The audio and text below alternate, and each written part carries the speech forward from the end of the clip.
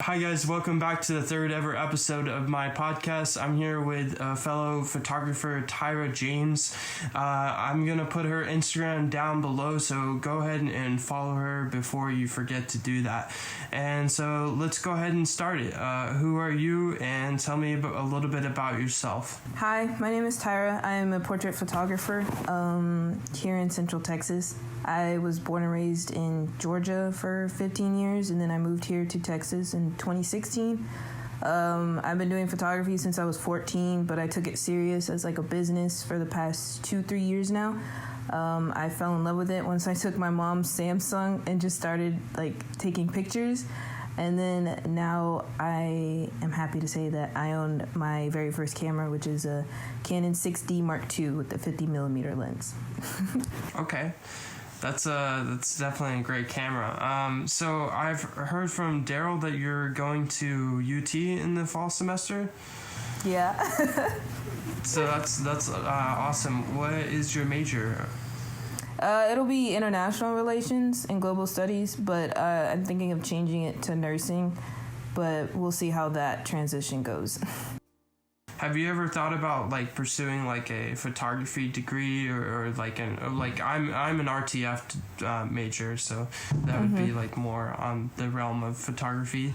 Yeah, I have. Back, I want to say junior year of high school, I was thinking of going to like different art schools in like Chicago and New York and stuff. But I kind of did more research on that, and I realized that a major in photography is, to me personally, not useful because I don't believe that you need a degree in photography to show that you are a great photographer, especially because there's people that don't even go to college and they're like top-notch photographers. So, and then I talked to my photography teacher about it, and then he was like, yeah, if anything, you want to get a major in like business or something else that's more useful, just in case photography doesn't go the way you want it to go in the future. So yeah, I was thinking of it, and I was like, nah, I'm good. No, I definitely understand that. That's why I ended up going with radio, television, film, is because it definitely is something to fall back onto. It's not like a photography-based degree. So, yeah, I mean, I definitely, like, respect that decision to, like, follow a different degree path, and so you always have, like, a safe route to go. Like, kind of moving on, staying on topic about school, like, what do you plan on doing with your time at UT? Like, is it going to be about building connections, or, like, do you want to, change the world, like, what all UT students say, so? Well, when I get there, I want to get that UT experience, but I know that's kind of hard with this whole COVID-19 thing going on because I was a CAP student, so I went to UTPB for the year of whatever year it was, 2019, 2020? Yeah. So I went there, and then I was more focused on just studies and trying to get into UT and keeping like a high GPA, so that way it's guaranteed that I get in there, which thankfully I am in there. And I don't know how like the dorm situation is gonna go because of COVID. So my goal is to get in the dorms to actually have a UT experience that I didn't get freshman year, since it'll be basically my freshman year there, even though I'm gonna be a sophomore. And then to like build friendships, see Austin as like a UT student, not just from someone who lives here in Harker Heights, Texas, and goes to Austin here and there, and then like meet new people, because I know UT has a lot of international students, and at the school that I went to for the year, they didn't really have a lot of international students, and I'm one that I like different cultures and just different people in general. So that's another goal, especially because I want to be like in the international relations major. So that's the main goal. Is to get the UT experience that I didn't get my freshman year. Yeah, that's a very ambitious goal, and I can say as a student that is at UT, we do lack a lot of international students, or just students that are not from Texas. We don't really have that many. I think it's like 85% of the students that go to UT are from Texas. So yeah, it's definitely always interesting to hear from different perspectives from different states and everything. So I know you mentioned you used your mom's phone back in like 2014 as like your first way of getting into photography. So like, tell us a little bit more about like how you got into photography. I don't want to say it's a hard question because I myself don't really remember exactly what inspired me to take my mom's phone. But when I was younger, I didn't have like a cell phone at all. Like I just had like the iPods and like iPads and stuff. So when we'd go on trips to like Panama City, Florida. Not that fancy where we went to Panama. But when we went to Panama City in Florida, me and my twin sister, we were in the water, and then my mom, she was like sunbathing, and so then I like took her phone away from her while she was just like not napping but relaxing. And I remember I was like, okay, come on, Michaela, like let's go into the water and I can take a picture of you like doing the little flip, like the hair flip when she's underwater and she does like that. So when she flips her hair, I would like take pictures. And then she did that. I took my mom's phone out into the water. I held onto it really tight so I wouldn't drop it because I was only like 13 years old and I didn't have a job or an income. So I didn't want to risk dropping it and having her yell at me. So, and I took the pictures, I snapped it, and then I used the basic Samsung editing app to like make it look all cool, and it was like overly exposed and saturated, so it kind of looks good now if I did my like touches up that I learned from photography, but then I thought it looked cool. So yeah, from that on I was like, oh my god. So if I would see like a really cool like picture, whether it was like with people or with buildings, I'd be like, Mom, can I see your phone? Can I see your phone? Like, because Samsung, they got pretty good cameras, like back cameras. Front cameras, no. But back cameras, they got pretty good cameras. So her phone was like my camera for the longest time until my dad gave me his camera, which is an Olympus 500 or one of the fives. And I started using that, and then my little bougie self got into the photography program at the Crew Center from my high school, and they offered, like the T Rebels, which was like an upgrade from the Olympus that he gave me. So his Olympus was in my room, like stored away. So I just started using like the Rebels, like I was in class, and then as like junior and senior rolled around, I started using like the Canon 60D, which I liked because I would take pictures of the track team, so it was like a good shutter speed. And then I got into portraits, and so I used the 6D. So then eventually it's like my like standard of camera started evolving thanks to the Career Center. So yeah, it started out with the phone, and then it ended up now with the 6D Mark II. Yeah, that's really interesting to hear about your like progression of cameras, starting from a smartphone. Like myself, like I just kind of jumped into it, and just like I didn't know anything about photography. I was starting this YouTube channel. I went out and bought an SL2, and just kind of jumped into it, and like that spurred my love for photography. So I bought it for my YouTube channel originally, and then like it kind of like went into photography. But enough about me. So I know you have a 60 Mark II. That's correct, right? Yes. So what other, and a 50 mil? What type of 50 mil is it? It's the 1.4. So it's the one with the Canon with the gold ring on it. Yeah, the USM L series lens. Yeah, that's a nice lens. Yeah. So what other gear do you have? What other gear do you use? Honestly, I just use those two because at the time, a year ago, back when I was in high school, I would just use that equipment, the 6D, and then the 50 millimeter 1.2, with the red ring, the L series.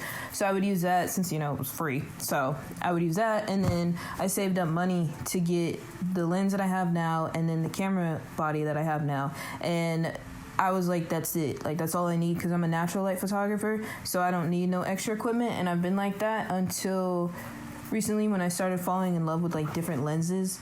So they're not really mine. I just borrow them from my photography teacher. So the gear that I use is, like, the Sigma 35 millimeter 1.4 art lens. And then I'll sometimes use the 24 to 105. But that's that I use. But the ones that I own, it's just a 50 millimeter. And then I have a tripod, but that's when I do self-portraits. So you don't use a flash or anything of that sort? Nope. Like lighting or anything? No. Just natural light? Yeah. That's really interesting to hear from like a strict portrait photographer. I mean, I've looked at your stuff and your work is just like absolutely amazing. It's some of the best portrait work I've ever seen before. Thank you. So, kind of turning the subject away from like gear and stuff like that, have you ever shot on film, or do you ever plan to shoot on film? No, I've never shot on film. I would like to, but I don't plan on shooting on film for like a while, just because I know the development part of it is a little bit complicated. Because when I went to a photo contest back my senior year, ATPI, we had this thing where we can make a pinhole camera, and I'm not sure if you know what it is. Mm-hmm. Yeah, it's the box. Yes, I do know what it is. Yeah, so for people who don't know what it is, basically you just get like a box and it needs to be sealed off to where it's so dark inside of it, and then you get like a tiny needle and you poke a hole in it, and then you cover that hole. You go outside where it's really bright, really saturated, there's a lot of colors, and you put it down, and then you release, like move your finger away from the hole so that way it captures it. And I don't know, I forgot how long you just keep it sitting there for, but you get it there for like 5 minutes, maybe 10 minutes max, and then you cover the hole again, make sure no other light comes in, and then you go into the dark room, and then that's when you get the picture, the little blank picture paper out of it, and then you develop it. And when I developed it, you gotta make sure it doesn't touch the bottom of the bin, you gotta move it around, and you gotta take it out quickly, put it in the other like liquid that was there, can't touch other pictures. I was like, oh my god, no wonder people use DSLRs now. So I mean, it was a cool experience, but I don't see myself developing film or using film for a while, just because it's like I would prefer to develop my own film rather than like go to some store or somebody else to develop it themselves, because I want the experience. But yeah, no, I don't plan on using film for a while. That's that's really cool that you've developed your own film. I shoot a lot of film, but I've never developed it myself. I always wanted to, but I'm not ready to like jump into that. So that's really cool that you've developed your own film. It's also interesting that you say that you don't really want to shoot on film, because I do know a lot of portrait photographers nowadays are shooting on like full or medium format cameras right now, and sometimes they'll shoot on 35. So it's interesting that you say that you don't want to shoot on film. Yeah, not right now. Not right now. Yeah. What or who are your biggest inspirations for your photography? Ooh, that's a good question. I can honestly say at first, when I like really wanted to get into portrait, it was the photographer who's based in New York, Brandon. I'm gonna butcher his last name, but it's like Wolfell or something like that. He does a lot of like lights with like fairy lights and like light stick stuff. So that really inspired me. Like I really liked it a lot.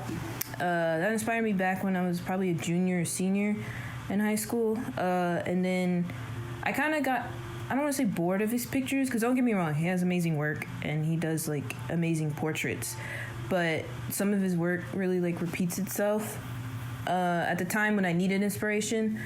So I was like, I don't really, and it didn't really pique my interest. So maybe that's why I kept seeing the repetitiveness of it. It's just because I didn't really want to work with lights like he did. And then it moved on to one that I met at it's not my church anymore, but at the time it was. And she was a photographer there, and her name's Bethany Carpio. And I fell in love with her work. She was a natural light photographer. She let me tag along with her on one of her shoots, and the energy that she gave off, I like fell in love with. Like she really connected with her clients, and then she also connected with me too, because it's like I was just sitting there on the sideline, just like, oh okay. Like she was really like engaging me in it and basically training me to how to be not only a natural light photographer, but a good photographer that has a good connection with the clients that they're working with. And then I met another one. His name is Justin. I fell in love with his work because he doesn't just do portrait, he does landscape as well, and I want to get into that. But I don't know how good a 50mm lens will do good with the landscape, but you know, we'll work with it. So he became my inspiration as well, and he's also a natural light photographer too. And their editing styles I fell in love with more with Justin because his looks more natural. And then now, honestly, I don't really have any inspirations when it comes to like photographers. I kind of, not to sound like self-centered, but I want to be my own inspiration to like get myself up off the couch and just go shoot something. Whether it's something I think of, the whole movement that's going on right now, like anything that like inspires me, I just want to be inspired by myself or by something rather than somebody else's pictures and just like go and shoot. Yeah, I mean, it sounds like you have like a lot of inspiration or people that you looked up to, so that's really cool. And you make a valid point about having like the inspiration of getting out and shooting something that you're inspired to shoot. So you do a lot of portrait photography. So you arguably the subject is the person that you're shooting. So what would you define as the subject, and like how do you capture that when you're doing portrait photography? Can you say that first question again? It like cut off. Oh, sorry. I said, what do you define as the subject, like, with portrait photography, and how do you capture that? Honestly, I just ask, like, people, well, certain, like, people, especially who I know are comfortable, and I'm just like, hey, can we shoot a portrait?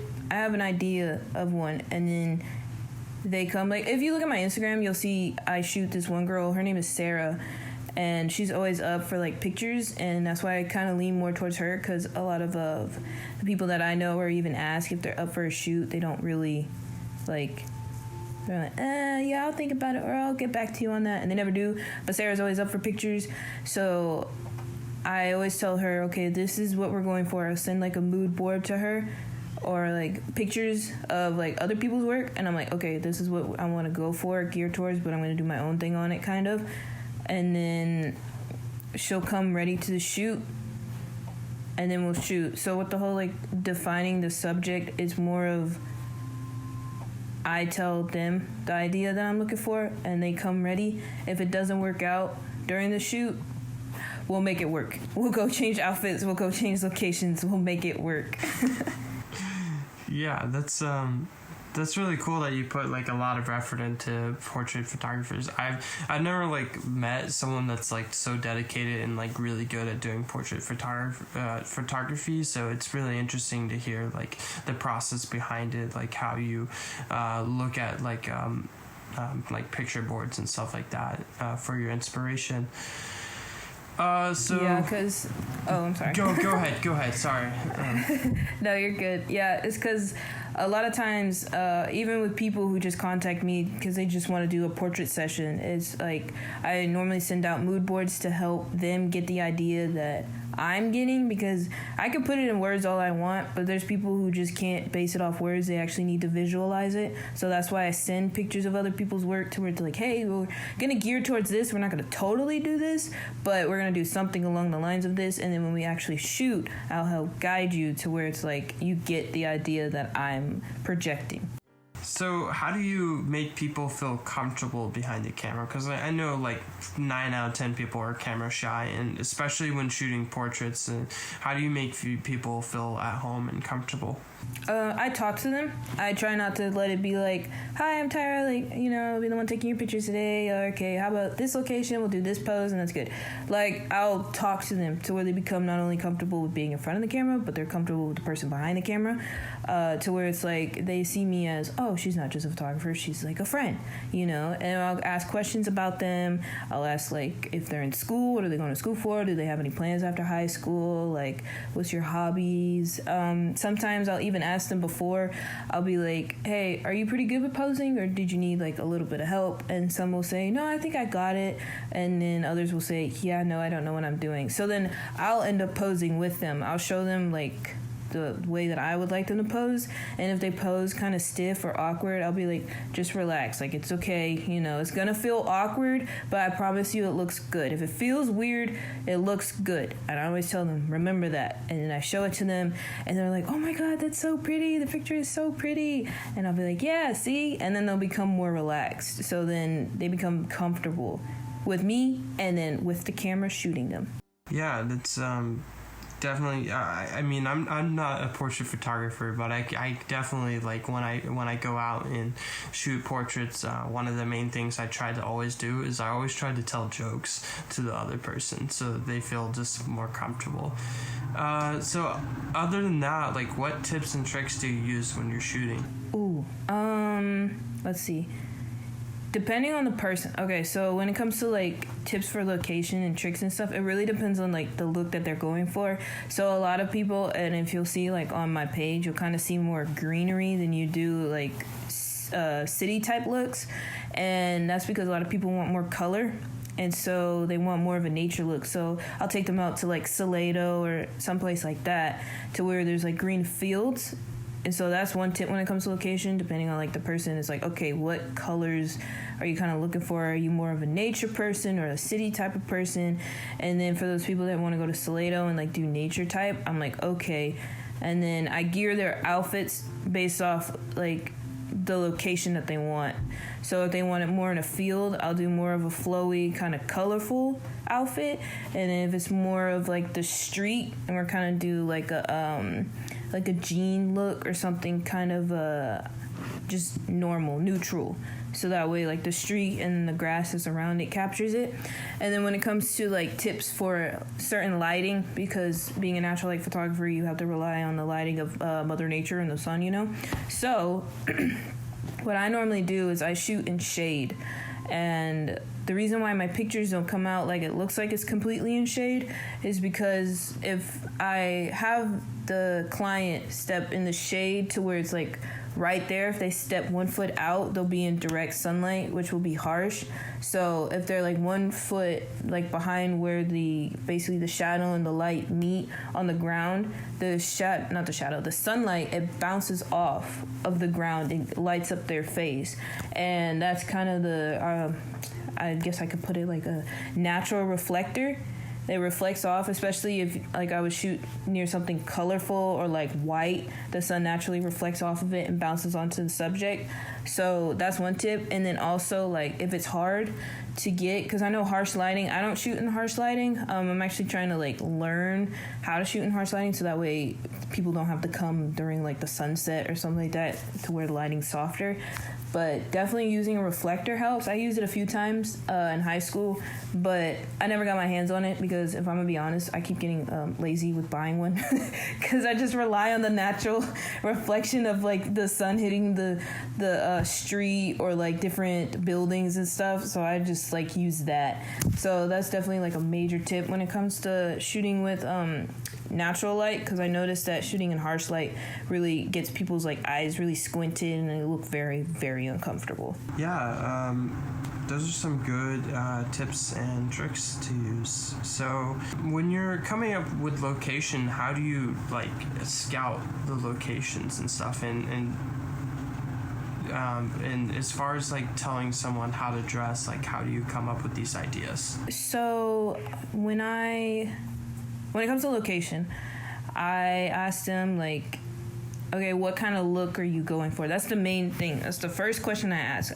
If it's a portrait, normally if it's like family or engagement or anniversaries, they kind of have an idea going along. But if it's just people who want pictures just to have pictures, like a casual shoot, I always ask them like, first I'm like, okay, do you already have an idea? Do you have like a look you're going for? And if they say yes, then we gear it off of that. Like they'll be like, oh yeah, I'm more of a city person. I'm like, okay, like do you want to go to Austin? Or if you don't want to travel that far, we can go to Belton, someplace like that where there's more buildings to give it more of a city look.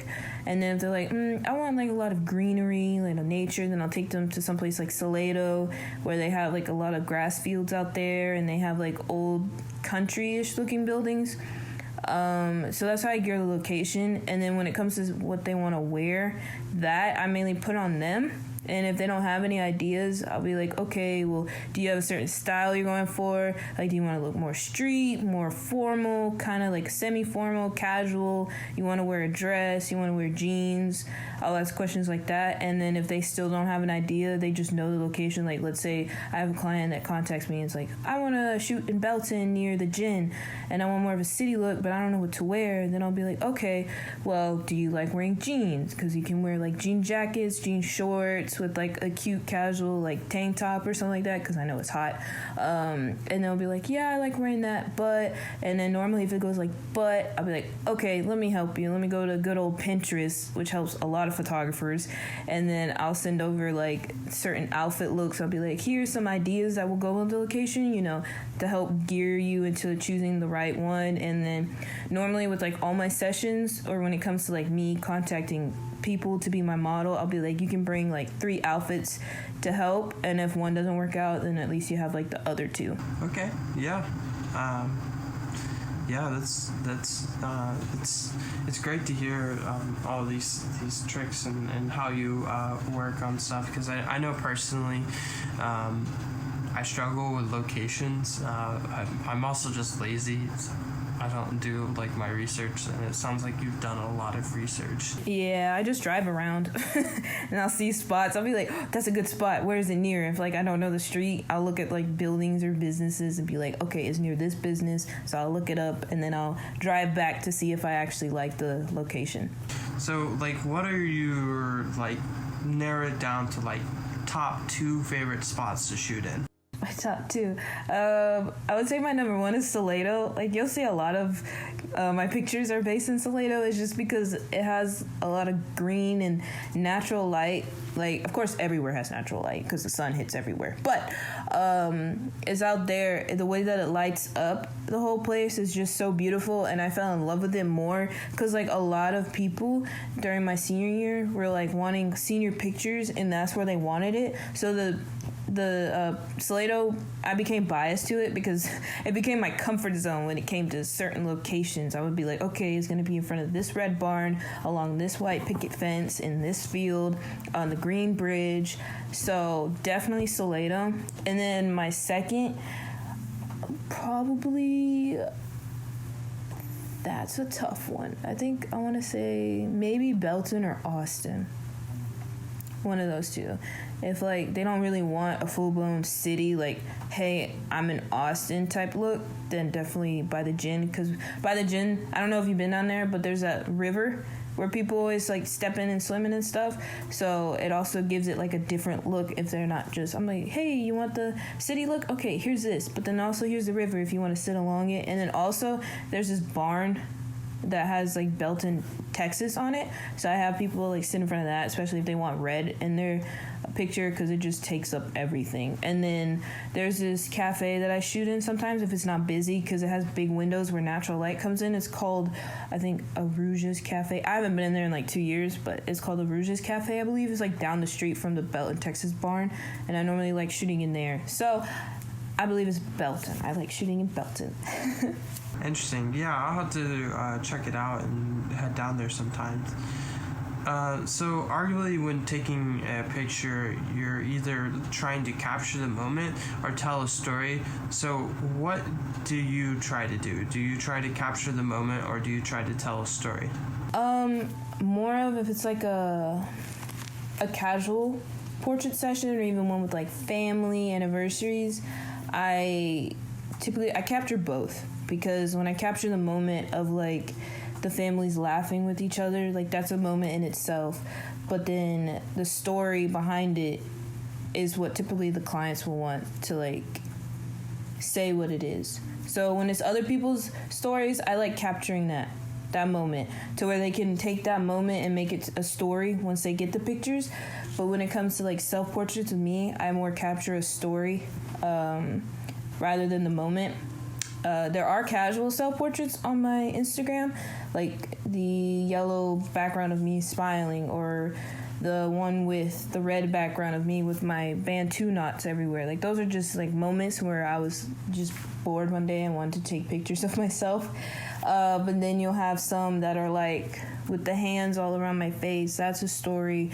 And then you have one where it's like my bare back showing like the back knee that I have, or like the scars and stuff. Those are like stories. But when it comes to like clients, I let them take the story with them, but I capture the moment.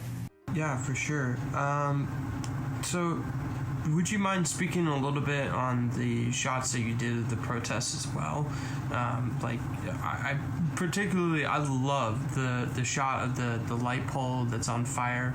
I believe it's an American flag that's on fire too. Yes. Yeah, so like where and how did you capture that? Because that's such a perfect shot. Thank you.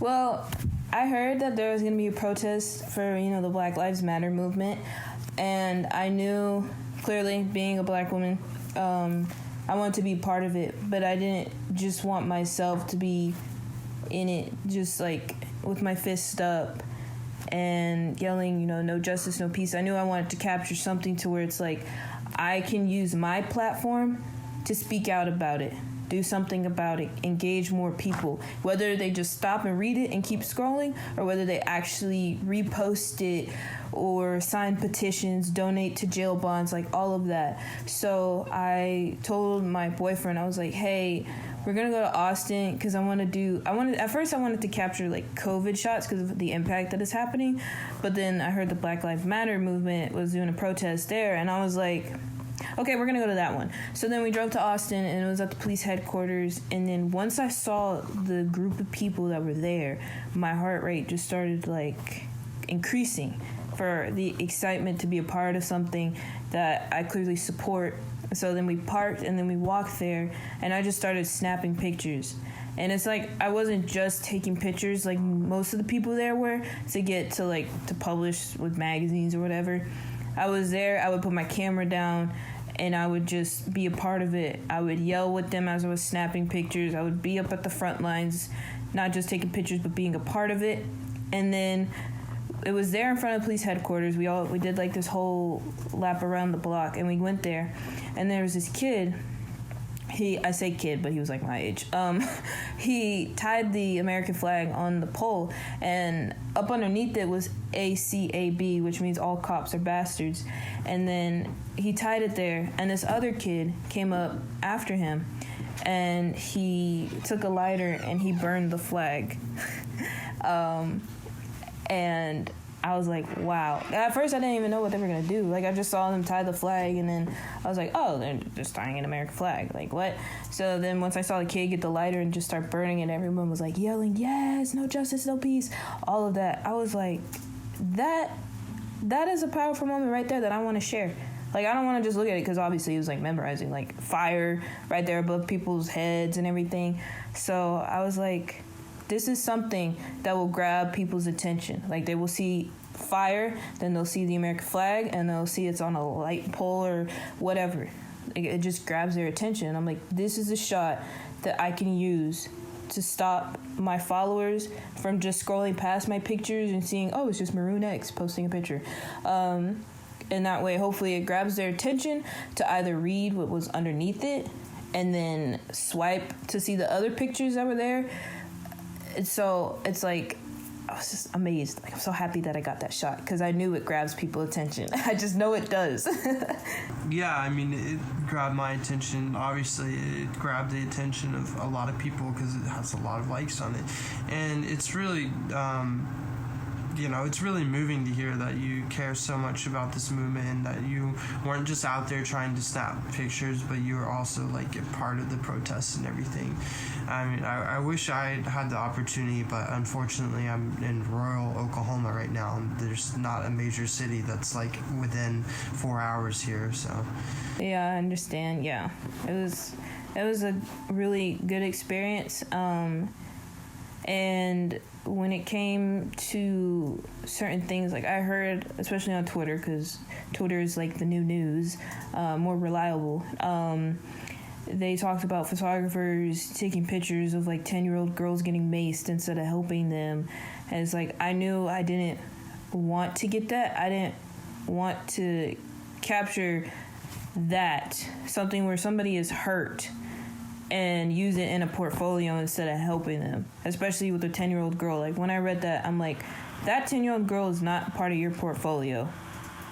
And it's sad that photographers only see that. So when I was out there taking pictures, I know some people were like, oh, she's just another photographer getting a picture. But it's like, once I post it, whether they see it as just a photographer taking it for their portfolios or not, I wrote 2 long paragraphs describing how stop, look at the pictures, do something, sign petitions. All these retweets and posts of TikToks about the Black Lives Matter movement ain't doing nothing. They need to actually do something, like bring awareness. And that I feel like other photographers out there, I don't know their story, but I know there's photographers out there where they only just want that for the likes and the views, and that was not me at all. Wow, that's really moving to hear. Well, thank you for sharing that with me. I really appreciate that, and I hope to use this podcast episode to help bring some light to this episode, or light to that as well.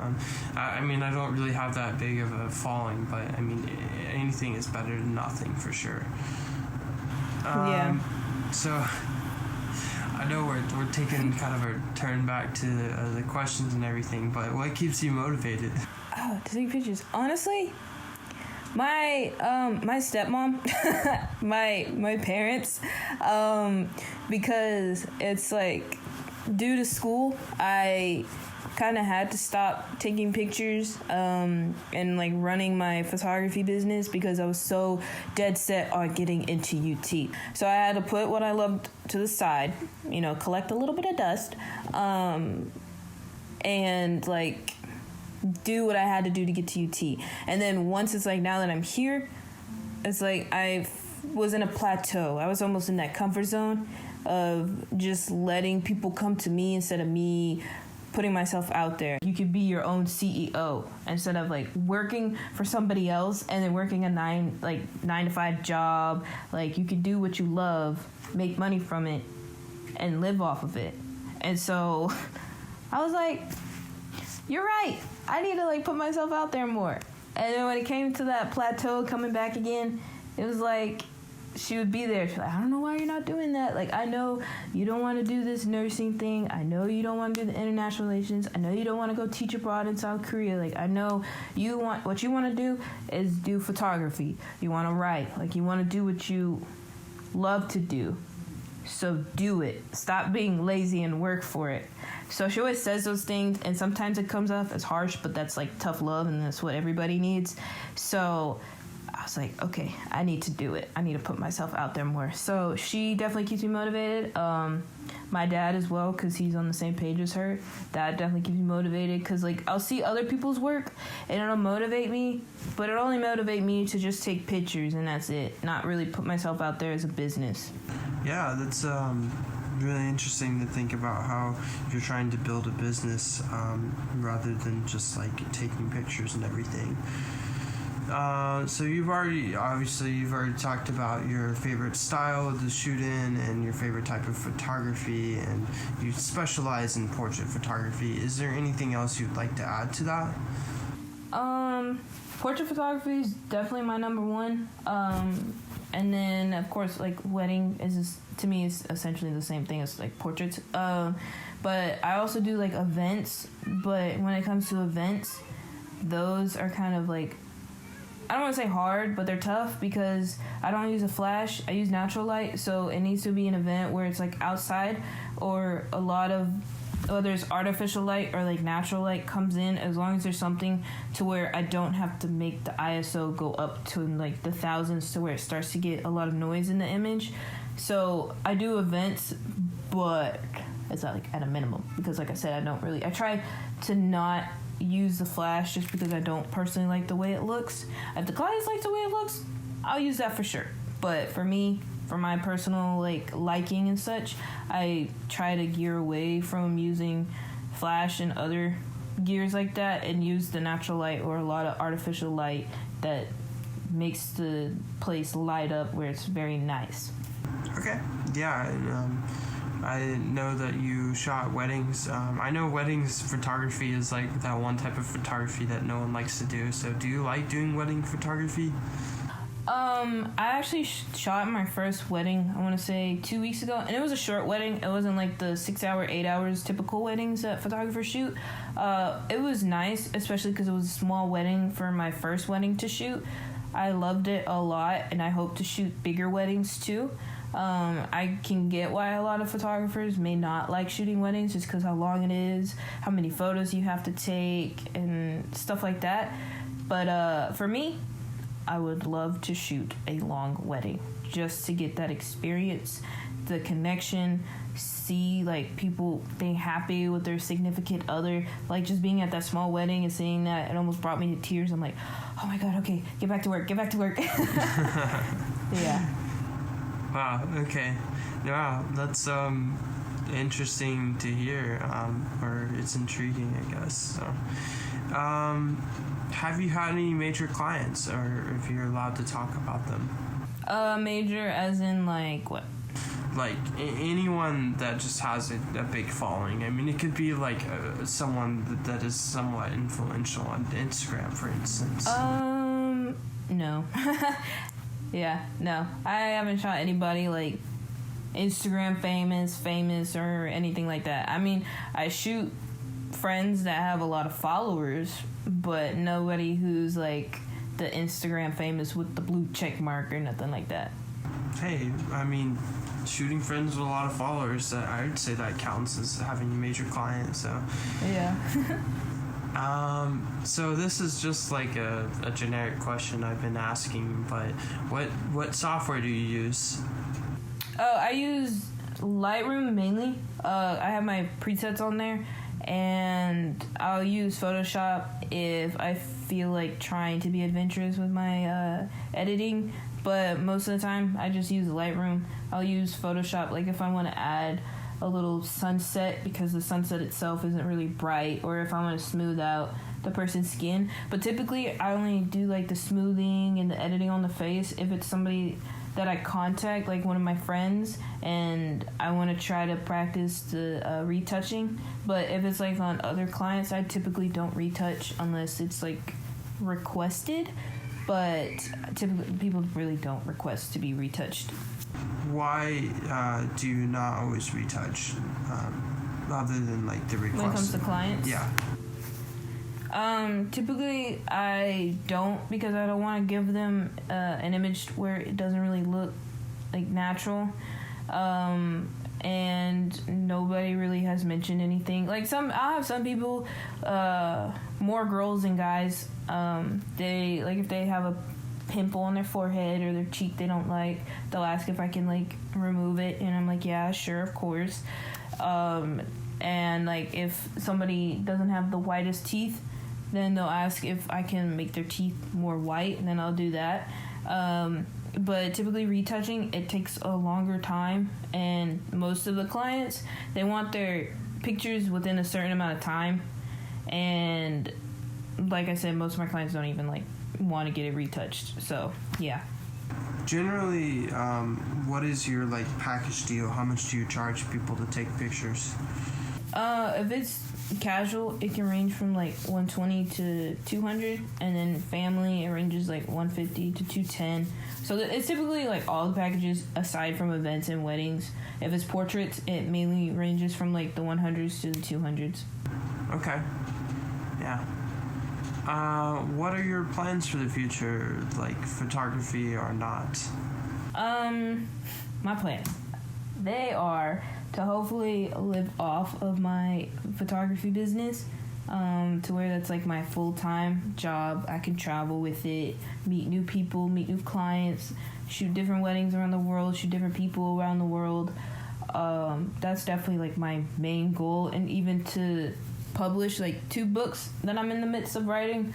And yeah, that's the main thing. But if photography doesn't work out, I don't really like saying that because I wanted to, then hopefully it's either going to be nursing or where I go and teach abroad in different countries. Okay. So do you have any final thoughts for me, any questions for me, or anything you'd like to add to the end? Yeah, how long have you been doing photography? How long have I been doing photography? For about 2 years now. So I started, like I said, it was when I started this YouTube channel, I just went in and bought a DSLR a couple months after starting it. And then like pretty much from that point on, I just started like snapping pictures for fun. And then it wasn't until like So I bought the camera in December of 2018, and then by March of 2019, I was taking pictures where I started to see myself like seriously taking pictures and not just for like fun. And then that evolved into like just like slowly expanding my skills and everything. And then at the end of 2019, I started to see myself as an actual photographer, and I started finding my specialties, which in my opinion is like concert photography and landscape stuff, as well as astrophotography. So I haven't been doing it nearly as long as most people, but I feel like I've shot so much now that I can see myself as a photographer, and I didn't see that until like a month or two ago. So Oh, nice. any other final thoughts, questions? All right, well, Tyra, thank you so much for sitting down for like 45 minutes and talking with me. I really appreciate it, and if you have any like photographer friends or anyone that you want to send my way, I'm open to that. Always looking for people to bring onto the podcast. And for anyone that made it to the end of the video, thank you so much for watching it or listening to all the way to the end. Don't forget to like, comment, and subscribe. And I will see you hopefully the week after next with another fellow photographer named Eric Flynn for episode number 4. So once again, thank you for listening in.